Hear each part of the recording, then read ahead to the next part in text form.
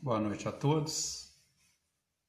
Mais uma vez estamos juntos, em nome de Jesus, a ministrar uma palavra para o seu coração, para o meu coração, para os nossos corações. Uma palavra que vem do coração de Deus. Deus a cada dia nos surpreende, né? E eu creio que a cada dia Ele vai nos surpreender mais ainda, porque Deus é assim. Deus, Ele ama nos surpreender com coisas boas. Ele ama estar conosco em todo o tempo, em todos os lugares. Talvez você tenha dúvida, muitas vezes, da presença de Deus junto a você. E hoje eu quero falar um pouquinho sobre isso. Amém?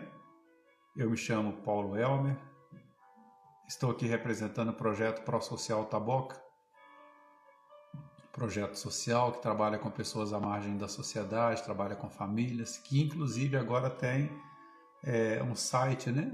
O projeto agora tem um site que é www.prosocialtaboca.org.br. Então anota aí, né? www.prosocialtaboca.org.br.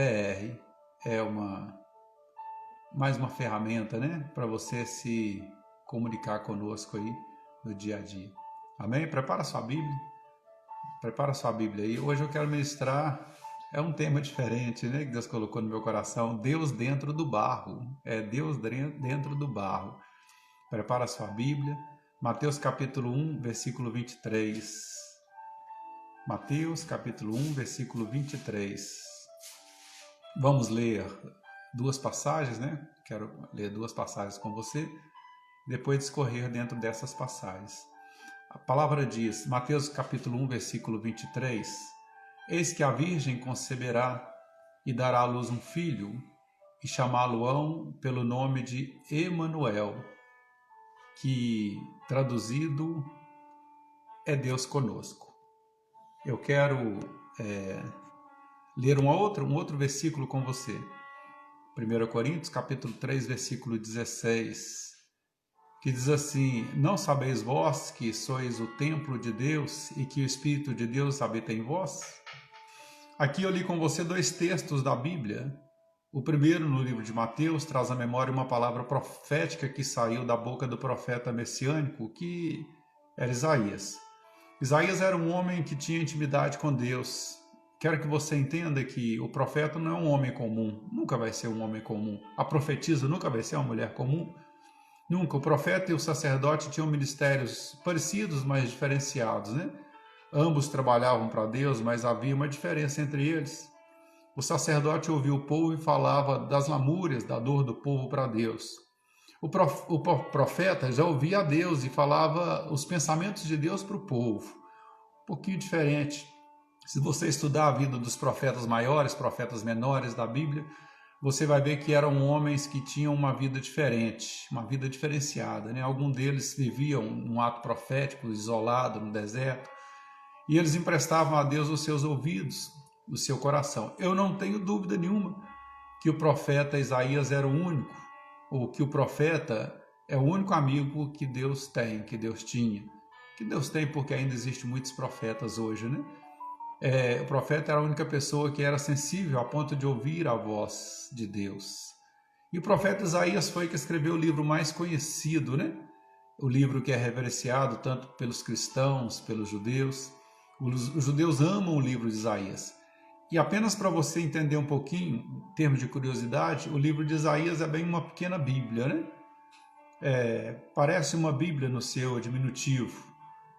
A Bíblia que eu uso é a Bíblia protestante, a Deik, ela tem 66 livros, 39 do Velho Testamento e 27 do Novo Testamento.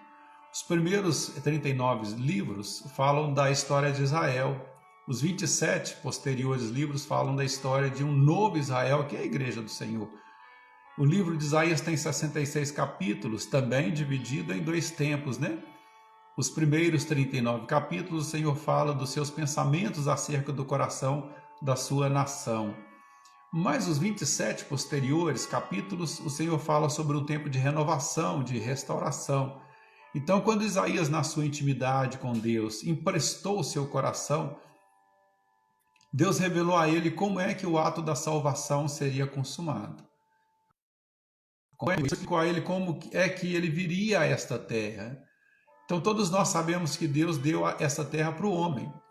O Senhor, Deus, criou Adão, colocou Adão no Éden e deu a ele uma palavra de autorização máxima, uma palavra imperativa, né? O Senhor disse a ele: dominai a terra e sujeitai-a. Quando Deus disse isso, Deus estava dizendo: Adão, a terra é sua, a terra é um reino do homem. A terra, então, pertencia a nós, seres humanos. E o que aconteceu na história? Aconteceu que Satanás encontrou uma maneira, né, de entrar na terra. Ele habitava no reino dos céus, foi expulso de lá, todos nós sabemos. E foi expulso do céu, a terra não era dele. Sobrou para o infeliz somente o inferno, né? Sabendo Satanás que a terra pertencia ao homem, ele arrumou uma maneira legal de entrar nela. Se apossou de um corpo, né? Nós sabemos que para entrar no Éden, ele não podia entrar em espírito, porque a terra era um lugar do homem, né? Para entrar no Éden, enganar Eva, ele teve que se apossar do corpo de uma serpente. Ele apossou do corpo da serpente, enganou a Eva, tomou conta da mente da Eva, e assim ele fez legal na terra, porque a terra é um reino material. Enganou Eva, que enganou Adão, que tentou enganar a Deus, e foi aquele chororô lá dentro do Éden. Aconteceu então que ele achou que tinha acabado com o projeto inicial de Deus. Satanás dava gargalhada, dizendo: eu consegui atrapalhar os projetos de Deus, pensando eu. Só que o infeliz esqueceu que Deus não é criatura, né? Deus é o Criador. Deus sabia de tudo que ia acontecer, e ele só permitiu porque assim os projetos de Deus ainda seriam maiores. Saibam que nós cremos que Deus está no controle de tudo, eu creio.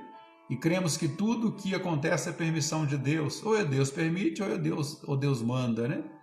Satanás então não pode meter o dedão na vida de ninguém, porque ele está impossibilitado de tocar em mim, tocar em você, tocar na sua família. Lá em 1 Pedro, capítulo 2, no versículo 9, diz: eu e você somos propriedade exclusiva de Deus. Todas as vezes que Satanás tenta se aproximar de você ou de mim, ele vê uma faixa invisível no seu peito, no meu peito, dizendo: propriedade de Jesus, aqui ninguém toca. Então fica tranquilo. Sabendo disso, então, Deus já havia arquitetado todo o plano, todo o projeto. Eva chorando num canto, Adão no outro canto, a serpente triste, arrasada, e o diabo, eu creio que sorrindo, né? E dando gargalhada no outro canto. Deus então chega no Éden. Deus poderia ter interferido, mas ele não interferiu porque ele tinha dado autoridade ao homem para dominar. Deus deu autoridade para você para dominar onde você está, o que você faz. Talvez ele não intervenha em algumas coisas que compete a você fazer, né?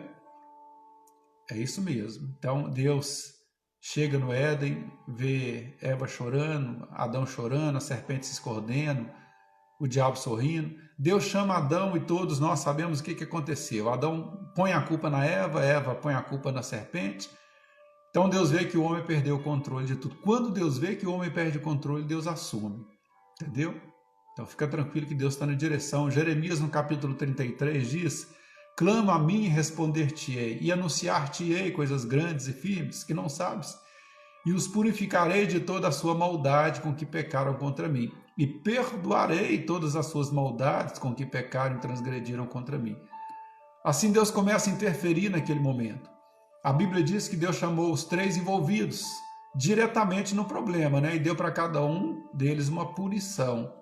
Para a mulher, lá em Gênesis capítulo 3, no versículo 16, Deus diz: sofrerás as terríveis dores do parto, sofrerás as terríveis dores do parto. Para o homem, ele disse, Gênesis 3,19, viverás do suor do seu rosto. Para a serpente, Deus disse, Gênesis 3,14, a partir de hoje irá rastejar sobre seu ventre. Quando Deus acaba de liberar sobre eles as suas punições, o diabo, então, eu creio que sai sorrindo por um canto. Deus olha para ele e diz: espera aí, ô infeliz, porque a minha conversa não acabou, agora é com você. Deus olha para ele e diz: você entrou de forma ilegal, usou o corpinho de uma serpente para entrar aqui. Aí Deus diz: quando eu ajo, eu faço de forma legal. Pode demorar 1 ano, 2, 4, quanto tempo for, mas quando eu entrar vai ser de forma legal, pela porta, vai ser no corpo de um ser racional, porque eu sou o Senhor. O diabo está sem entender nada. Aí Deus diz: olha para cá, Satanás, foi esta mulher que você tentou, não foi? Foi ela que você destruiu? Pois bem, eu imagino Deus colocando a mão no ventre de Eva e dizendo: eu não entro pela janela, ô imundo. O meu corpo não cabe dentro de um ser irracional. A hora que eu vier vai ser dentro de alguém racional. Escute bem, lá em Gênesis capítulo 3, versículo 15, Deus diz: da semente dela, desta mulher, vai nascer um, e eu vou estar dentro do corpo dele, então vou esmagar a sua cabeça. Depois deste dia, quem ficou tripulado, eu acho que foi Satanás, porque toda mulher que engravidava, ele ficava desesperado. Acompanha as leituras aí que você vai entender. Um belo dia o Senhor resolveu então explicar como ele viria. Ele toma a boca do profeta Isaías, que começa a declarar: assim diz o Senhor, eis que uma virgem conceberá e dará à luz um filho, e colocarão nele o nome de Emanuel. A palavra Emanuel nos dá a conotação e a tradução de Deus conosco, está muito certo. Mas eu quero te dizer que antes de chegar no português, ela passou por mais 7 idiomas. A Bíblia passou por mais 7 idiomas: hebraico, aramaico, grego, latim, espanhol, alemão, do alemão para o inglês, do inglês para o português.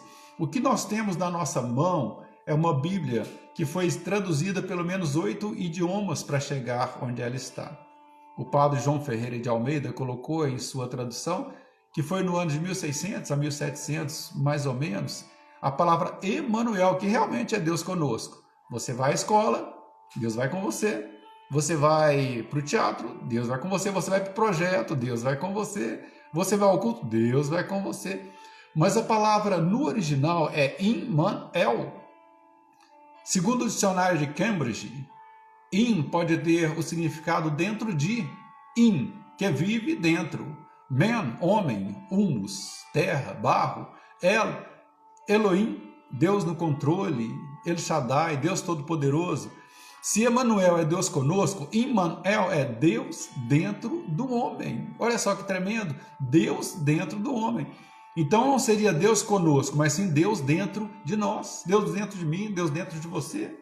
É mais ou menos assim: se você vai à escola, Deus vai dentro de você.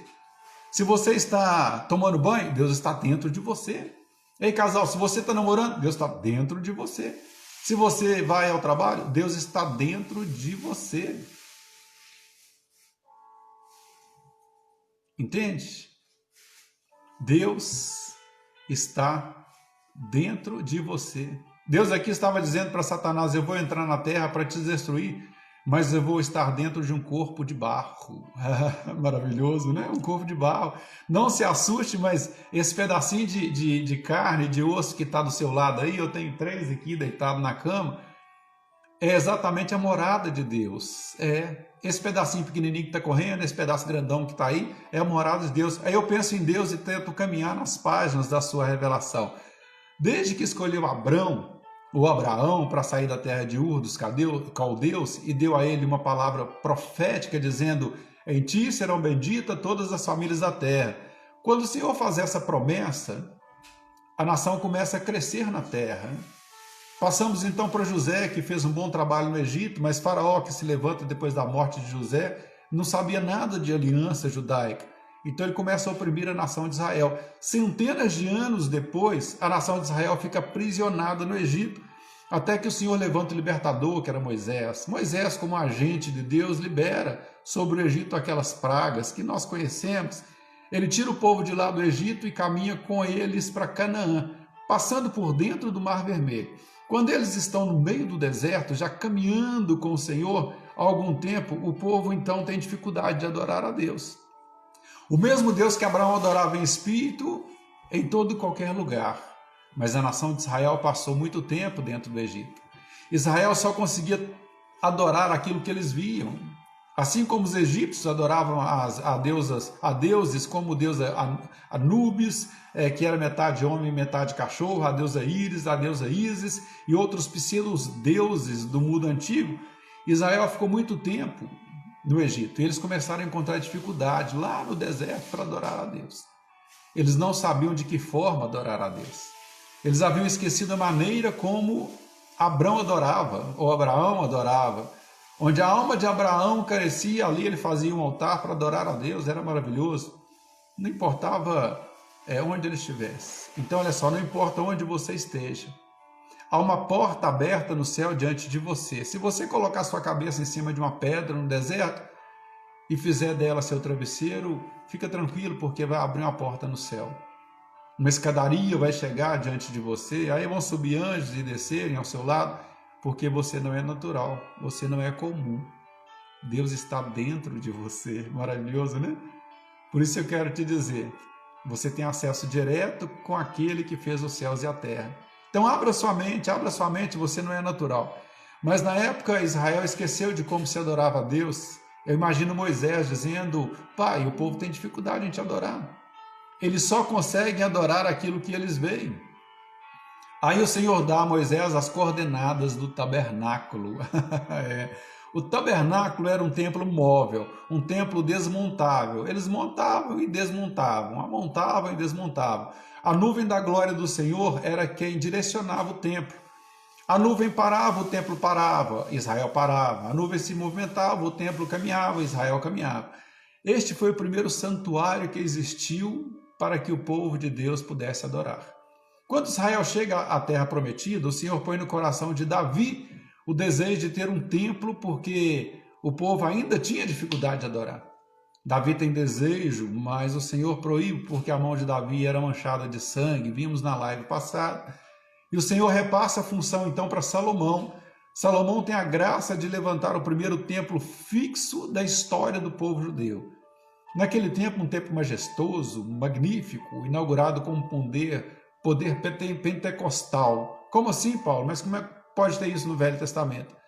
Olha só, 2 Crônicas, capítulo 5, versículo 14, diz assim: em seguida, toda a casa se encheu da nuvem de glória de Yahvé, de tal maneira que os sacerdotes não conseguiam permanecer em pé para dar sequência ao serviço religioso, porquanto a glória do Senhor tomou todo o templo de Deus. Viu? O Espírito Santo já tomava o povo. No Antigo Testamento, achei que nada de Deus já se manifestava. O templo só presta, querido, quando a presença de Deus está dentro dele. Então, o homem só presta quando tem Deus dentro dele. Segura aí que nós vamos chegar lá. Quantos templos estão sem a presença de Deus? Israel tem dificuldade de adorar a Deus, por isso Deus manda o homem criar um templo. Só que, de repente, o templo ficou mais importante que Deus. Lá e aqui nos dias de hoje também. Os templos ficaram mais importantes que as pessoas que estavam dentro do templo. Como o templo mais importante de Deus ficou. Deus diz assim: destrói o templo, e o templo de Jerusalém já foi destruído por várias vezes. Do templo de Salomão chegamos ao templo de Zorobabel. O Senhor disse que se houvesse simplicidade no coração deles, a glória do segundo templo seria maior que a primeira. Não a glória da estrutura, do ouro, da prata, do marfim, mas a essência que habita dentro dele. Chegamos no templo de Herodes, Jesus passou lá perto e os judeus batiam no peito e diziam: nós temos um templo para adorar. Jesus disse em João capítulo 2, versículo 19: destrói esse templo e em 3 dias eu vou reconstruí-lo. Era uma outra questão que Jesus estava falando, que tem umas 3 horas de pregação. Eles não sabiam que Jesus estava falando daquele templo. Jesus estava falando do maior templo que Deus havia feito. Aí vem Paulo, o apóstolo Paulo, e diz: só existe um templo onde Deus habita. Atos capítulo 17, versículo 24. O Deus que fez o mundo e tudo que nele há, sendo o Senhor do céu e da terra, não habita em templos feitos por mãos de homens. Isso é estrutura. Só existe um templo onde Deus habita. Não é no templo de Salomão, o templo da aliança eterna, o templo da quadrangular, o templo... Não, os templos das igrejas, o templo maior, não, não. Você está do lado de um templo de Deus na sua casa. Você é um templo de Deus na sua casa. E a nuvem da glória do Senhor, ela pode descer sobre você a qualquer hora e a qualquer momento, eu creio, em nome de Jesus. Porque Deus habita em templos feitos de barro. Meu Deus! Deus está dentro de templos de barro. E para ele habitar, aí custou muito caro, muito caro, muito caro. O homem, quando foi criado, ele foi criado para ser um templo, só que ele acabou pecando. Aí Deus chamou Noé e disse, Gênesis capítulo 6, versículo 3, meu espírito não vai ficar mais com o homem. O Senhor tirou o seu espírito da terra e o levou para o céu, e o homem, seu espírito de Deus, se transforma numa besta fera, se tornou um animal, uma coisa terrível. E hoje não é diferente. Saibam que Deus não olha o homem por fora, mas sim por dentro. Deus vê o coração do homem. O homem sem o Espírito Santo não é nada, mas o homem com o Espírito Santo consegue passar por tudo e ainda vencer. Você tem o Espírito Santo de Deus, então fica tranquilo, fica calmo que vai dar certo. Se faltar alimento na sua casa, Mateus capítulo 4, versículo 4, não só de pão vive o homem, mas de toda palavra que procede da boca de Deus. Se tiver enfermidade, se houver enfermidade, Jó capítulo 19, versículo 25, eu sei que o meu Redentor vive e em breve se levantará para me defender. Deus habita dentro de você, fica calmo. Fica calmo. E essa afirmação nos faz ouvir barulhos no mundo espiritual, porque quando a gente faz uma afirmação dessa, o mundo espiritual entra em guerra. Demônios lutando contra anjos por causa dessa afirmativa. Deus habita dentro de você e não fora. Deus não vai caminhar ao seu lado, mas é dentro de você. Então prepara seu templo de barro, prepara-te templo de barro. No vaso que tem pecado, Deus não cabe, Deus não cabe. Você é morada de Deus. Mas que morada é essa que o morador só pode usar no domingo? Que morada é essa que o morador só usa na quarta ou no domingo? Deus quer morar dentro de você. Deus não quer somente partes de você, Ele quer você por completo. Pés para poder dançar na presença dEle, mãos para poder aplaudir e glorificar a Ele, boca para gritar e adorar, olhos para contemplar a sua majestade. Dizem que a salvação é de graça. Não, eu não concordo. A salvação, ela é pela graça que é dom imerecido. Agora entenda, a unção de Deus custa caro, custa renúncia. É possível você, mulher, ser bonita, ser uma modelo feminina, mas cheia do Espírito Santo. É possível, homem, você ser um homem moderno, mas cheio do Espírito Santo. Você, jovem, ser um jovem descolado, ser um jovem bacana e ser cheio do Espírito Santo. Ter amigos, ir à faculdade, jogar bola, videogame, mas cheio do Espírito Santo. Então o Espírito Santo não vai habitar dentro de uma pessoa que tem o espírito torto dentro dela. É noite de concerto hoje, porque você é templo do Espírito Santo. Deus quer habitar dentro deste barro, que é você, que sou eu, que somos nós. Mas este barro tem que ser amassado. Quer que Deus habite dentro de você? Então limpe a casa. Limpe a casa. Deus tem falado com você e você, de um tempo para cá, tem falado, eu não escuto Deus mais. Limpe a casa, limpe a casa. Você é fraco? Deus vai te dar força. Aí você fala, mas a minha carne é fraca, então o pecado é vitamina para a carne. Aí você fala, eu sou fraco, então você peca para ficar forte? Esta noite Deus quer te dar mais, Ele quer fazer de você um grande homem, uma grande mulher. Você já é, entenda isso. Mas tem que haver mudança, tem que se estabelecer princípios na sua casa, na sua vida, na sua família. Você tem aí um monte de barro, mas que estão cheios de Deus dentro de si, esperando só uma oportunidade para exalar essa presença de Deus. Deus pode habitar em um corpo de barro, a palavra diz, mas o barro tem que ser trabalhado. Você teria coragem de abrir mão de alguns prazeres? internet, celulares, algumas coisas que fazem você pecar. Vós sois templo do Espírito Santo de Deus. Você não tem pedido a Deus respostas? Você tem perguntado a Deus o que está acontecendo? Pois bem, Deus está falando. E Deus fala com você, Emanuel, significa Deus dentro do barro. Deus está falando. Ei, eu ainda habito dentro de você, mas eu não divido você com mais nada, com mais ninguém. Você é de Deus, somente de Deus. Não tem meio termo. Você é morada de Deus, onde tem sala, quarto, cozinha, quartinho da despensa, da bagunça. Então, dá uma faxinada nesse quartinho da bagunça, porque Deus quer habitar em todos os cantos da sua casa, dentro de você. Entenda, você não é qualquer um, não é qualquer uma. Você é sim frágil de barro, mas é um barro que habita Deus. Maravilhoso, né? É um barro que habita Deus. Fecha teus olhos. Viu, Flávia? Você é um vaso que habita Deus. Flávia é lá do Masterville. Você é especial. Vocês todos são especiais. Templos que habitam Deus. Fecha seus olhos, vamos orar. Deus, em nome de Jesus. Eu exalto, glorifico, adoro ao Senhor meu Deus nesta noite, porque eu sei que somos frágeis, somos de barro, mas dentro de nós temos a matéria mais forte que possa existir na face da terra, que é o próprio Deus, que é o Espírito Santo de Deus. Por isso eu glorifico, adoro e exalto ao Senhor meu Deus, por nos revelar esta verdade nesta noite.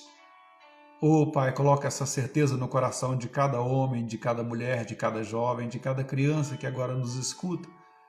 Eles não são qualquer um, são de barro, frágeis, mas que carrega o Senhor dentro deles, que os deixa forte em todas as circunstâncias e de todas as formas. Abençoa cada família, Pai. Meu Deus, eu ministro cura sobre os lares, libertação sobre os lares. E peço ao Senhor, Pai, essa pessoa que acha que está com depressão, não, meu Deus, dentro dela não tem espaço para depressão, porque o Senhor está lá dentro. E o corpo que habita Deus não tem espaço para depressão, para dor, para tristeza, não tem espaço. Por isso eu peço, coloque essa compreensão no coração desta pessoa que me escuta agora, meu Deus. A importância que ela tem no reino material e no reino espiritual. Meu Deus, coloca a certeza da bênção do Senhor, da sola dos pés até o cabelo da cabeça de todas as pessoas que nos ouvem neste momento. Cura, transforma, restaura, capacita, edifica, mas eu peço, Pai, mais que tudo, faça com que os lares sejam felizes e que a felicidade comece a partir dos pais, possa enraigar nos filhos, para que todos vivam em paz em casa. É isso que eu peço, paz para os lares, meu Deus. Abençoa cada pessoa que participa neste momento desta oração. Eu vos peço, em o nome de Jesus. E você diz, amém. Muito obrigado de estar conosco nesta noite. E lembre-se, todas as vezes que a tristeza, que a dor ou que alguém vier falar alguma coisa que diminui a sua pessoa, você diz, pode parar. Eu sei que eu sou frágil, minha matéria é frágil, mas eu tenho Deus dentro de mim. Deus dentro de mim. Você é de barro, sim, isso aí é fato. Mas uma verdade, Deus está dentro de você. E você pode falar muitas coisas que Deus vai pedir você para falar, porque você vai estar falando em nome de Jesus. Amém? Muito obrigado por mais esse momento. Espero você quinta-feira que vem, ou eu, ou alguma outra pessoa que Deus revelar a palavra na próxima quinta. mas toda quinta estaremos juntos, ministrando uma palavra para o seu coração. Fecha teus olhos, entenda a importância sua no reino. O ProSocial Taboca está aberto toda sexta e todo sábado o projeto. Passei lá no terreno do projeto, as obras estão caminhando. Está sendo feita uma obra lá muito, muito linda. Lá na sede, as coisas estão acontecendo na sexta e no sábado. As coisas que o projeto tem comercializado lá para ajudar também na manutenção do projeto. Você que quer ajudar, que quer fazer parte, é muito bem-vindo. Precisamos muito de mão de obra, né? Pessoas que querem ajudar, doar seu tempo. Não esqueça, agora tem o site do projeto, www.prosocialtaboca.org.br. Participa conosco, as redes sociais no YouTube. Você também pode colocar lá sua pergunta, seu comentário, mas faça, vai nos ajudar. Amém? Coloca a mão sobre a sua cabeça, eu quero ministrar a bênção sobre você. Esta não é a sua mão, essa é a mão do Senhor, que todas as vezes que vier tristeza sobre você, você vai colocá-la na cabeça e vai sentir Deus falando: ei, pera, calma, eu estou dentro de você, pera aí. Você transporta Deus, olha só que maravilhoso, você transporta Deus aonde você for. Essa é a mão do Senhor que vai te dar certeza de que você é especial, de que você vai vencer, já está vencendo. Essa é a mão do Senhor que toda vez que você colocar na cabeça, você vai sentir Deus dizendo: calma, eu estou no controle. Que a graça de nosso Senhor Jesus Cristo, que o amor de Deus Pai, que as doces consolações do Espírito Santo de Deus esteja sempre com todos vocês, porque vocês são príncipes e princesas do Senhor. Igualmente, nesta noite eu peço a Deus para abençoar toda a nação de Israel, a nação brasileira, o seu lar, a sua casa, a sua família. Sinta-se abençoados. O projeto ProSocial Taboca, todos os projetos que nós temos, em nome de Jesus. Deus te abençoe. Sinta-se abraçado pelo projeto, por todos nós. Quinta-feira que vem eu te espero, em nome de Jesus. Amém? Um abraço e até quinta. Deus te abençoe.